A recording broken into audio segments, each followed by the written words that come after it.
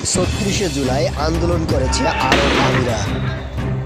উত্তাল জুলাইয়ে বৈষম্য বিরোধী ছাত্র জনতার আন্দোলনে একাত্মতা জানিয়ে বিশ্বের অন্যান্য দেশের মতো সংযুক্ত আরব আমিরাতেও বিক্ষোভ করেছিলেন সেখানকার প্রবাসীরা, যাদের মধ্যে ৫৭ জনকে গ্রেপ্তার করে মৃত্যুদণ্ডসহ বিভিন্ন মেয়াদে সাজা দেয় সেদেশের সরকার। বলেছিলেন যারা আন্দোলন করেছে তার কোনো ক্ষমা নেই, তারা বলছে এই বাঁচার কোনো পথ নেই। অপরাধীগুলি যে শাস্তি দিয়েছে এখানে আমাদের কিছু বলার নেই।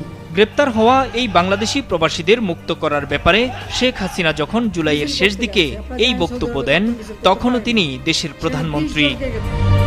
শেখ হাসিনার কথায় পরিষ্কার উঠে আসে এই রেমিটেন্স যোদ্ধাদের মুক্তির কোনো সম্ভাবনাই নেই। কিন্তু আওয়ামী লীগ সরকারের পতনের পর নতুন অন্তর্বর্তীকালীন সরকার দায়িত্ব গ্রহণের ১ মাসেরও কম সময়ে মুক্তির আদেশ পেলেন সেই প্রবাসীরা।